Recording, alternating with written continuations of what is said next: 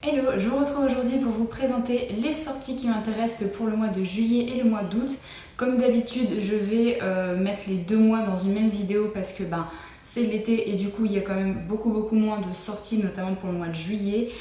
Du coup j'ai mis les 2 mois ensemble parce que ça fait un peu plus de 10 titres à vous présenter. Donc voilà, je trouve que c'est plutôt pas mal.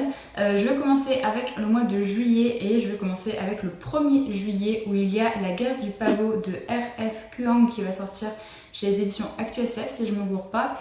Il y a quelqu'un d'ailleurs qui m'a fait remarquer cette sortie sous ma vidéo sortie du mois de juin parce que initialement elle était prévue fin juin sauf qu'il a été légèrement repoussé. Alors c'est une sortie que je vous mettrai la couve VO également. La couve VO c'est le titre c'est The Poppy War il me semble, que j'avais très envie de découvrir et c'est une saga de fantasy un peu médiévale dans un univers chinois il me semble, ou asiatique mais je crois que c'est chinois, où apparemment il y a 2 pays qui vont s'affronter et nous on va suivre une personne qui s'appelle Rin et qui va tout faire pour échapper à un mariage forcé et pour ça elle va tout faire pour rentrer dans une académie militaire qui est très réputée et qui forme apparemment les futures élites de la nation. Je ne sais pas forcément plus au niveau du résumé mais j'ai entendu de très bons avis sur les chaînes anglophones par rapport à ce titre.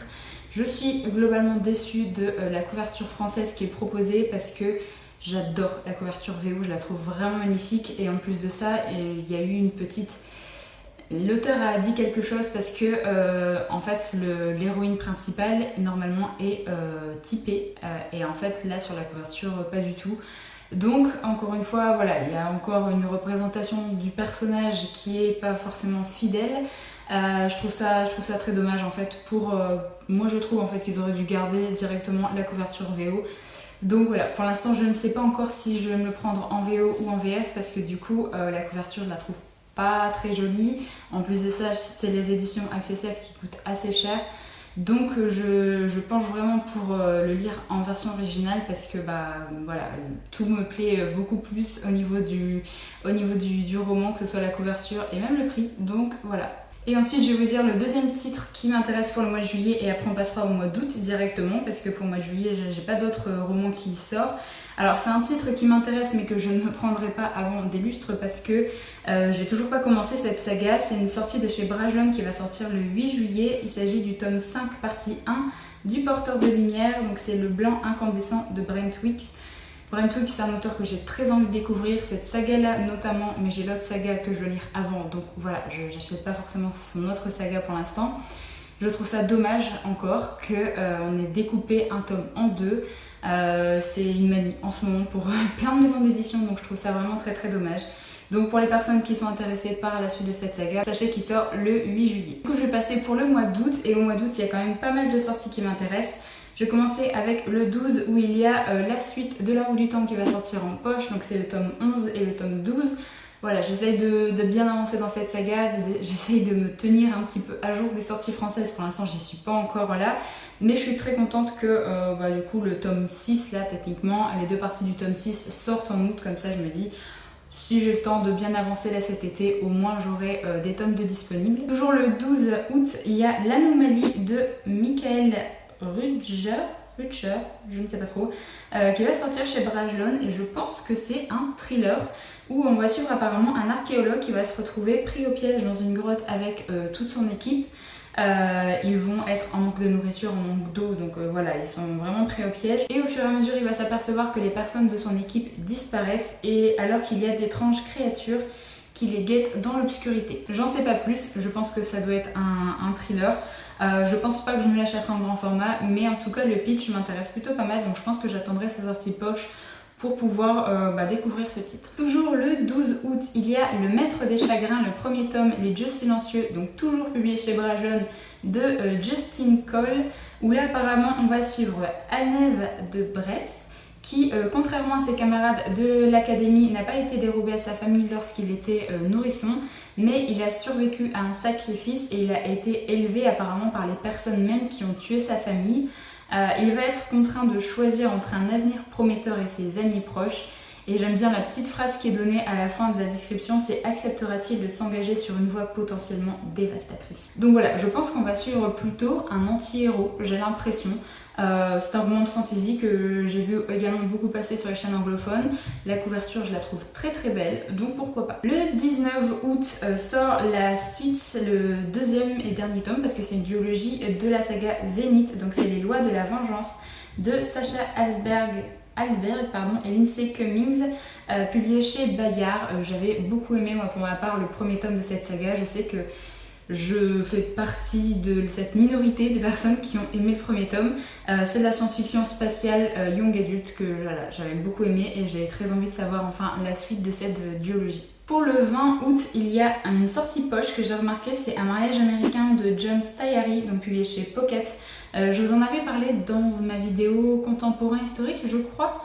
Oui, je crois. Où en fait c'est une histoire d'amour apparemment qui est déchirante et où il y a pas mal de racisme qui vont être dénoncés par rapport à plein de choses de la vie quotidienne et malheureusement c'est quelque chose qui est d'actualité et qui voilà, m'intéresse bien de découvrir un petit peu les dessous un petit peu de ce qui peut arriver aux États-Unis notamment. Donc voilà, je me dis ça sort en poche, je pense que je me laisserai tenter pour un petit peu découvrir un peu plus une histoire comme ça. Je sais pas si c'est une histoire vécue de l'autrice ou pas, mais en tout cas ça me tente bien. On passe au 26 août et il y a une sortie de chez Bayard qui est Roule, le premier tome de Hélène Goodlet. Et je vais juste vous lire la petite phrase d'accroche, c'est une couronne, 3 prétendantes prêtes à tout pour accéder au pouvoir. Il me semble qu'en fait le roi va demander à 3 femmes de tout faire pour être la vainqueur et de du coup pouvoir accéder à la succession du trône. Je n'en sais pas plus, c'est une saga young adulte que pareil j'ai vu pas mal passer sur les chaînes anglophones. Je pense que j'attendrai d'avoir des retours avant de me lancer dans cette saga parce que voilà, les sagas comme ça de fantasy young adulte où il y a pas mal de petits complots comme ça, j'aime bien, mais pas forcément tout le temps, donc je pense que je vais attendre des retours pour voir si ça vaut vraiment le coup ou pas. Le 26 août, il y a un titre que je vais prendre, ça c'est sûr, c'est Recursion de Blake Crouch. Je le fais version anglaise parce que je crois qu'ils n'ont pas changé de titre en fait pour la version française.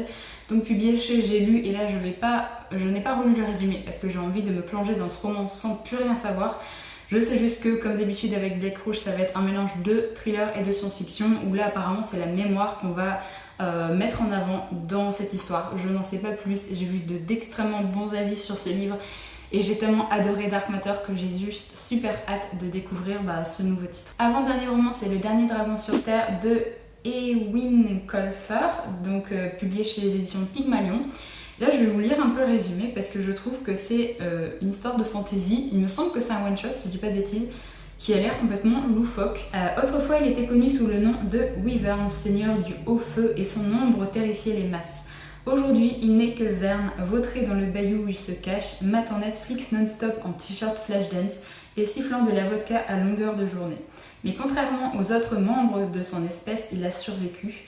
Malheureusement, aucune quantité d'alcool ne peut combler son immense solitude, c'est alors que le hasard lui propose une alliance inattendue. Aboutira-t-elle à l'extinction de sa race ou au retour de ses jours de gloire ? Ça a l'air complètement loufoque, je sais pas vraiment ce que ça vaut. Je vous avoue, je ne l'ai pas vu passer sur les chaînes anglophones, donc je ne sais pas. Je me renseignerai peut-être un peu sur ce titre ou j'attendrai voir les retours sur ce titre avant. Parce qu'il coûte assez cher, je crois qu'il y a une vingtaine d'euros ou un peu plus chez les éditions Pygmalion, comme d'habitude. Mais voilà, je sais pas, ça m'a tapé dans l'œil. Au niveau de la couverture aussi, je pense que ça fait que ça m'a tapé dans l'œil, je la trouve très jolie. Donc pourquoi pas. Enfin, le dernier titre de cette vidéo, ça va sortir le 27 août et là je suis méga contente. C'est Ninth House, donc publié chez les éditions de Saxus. Donc il me semble qu'ils vont traduire le titre sous le nom La 9e maison de Leigh Bardugo. Je pense qu'ils ont dit qu'ils allaient traduire le titre. Alors je sais pas si j'aurai une couverture à vous présenter pour l'instant parce que ça n'a pas encore été dévoilé à l'heure où je vous tourne cette vidéo, mais je suis complètement ravie. J'ai super hâte de lire ce titre, c'est un one shot et je ne sais plus trop de quoi ça parle. J'ai plus envie de savoir de quoi ça parle, mais j'ai juste trop envie de le lire. Donc voilà la vidéo sortie pour le mois d'août et le mois de juillet est enfin terminée. N'hésitez pas si jamais vous avez d'autres sorties que voilà, j'aurais peut-être omis de dire, des sorties qui pourraient m'intéresser, du genre de la SFFF surtout. N'hésitez pas à dire ça dans les commentaires. Moi je vous retrouve très bientôt pour une prochaine vidéo, donc en attendant, prenez soin de vous.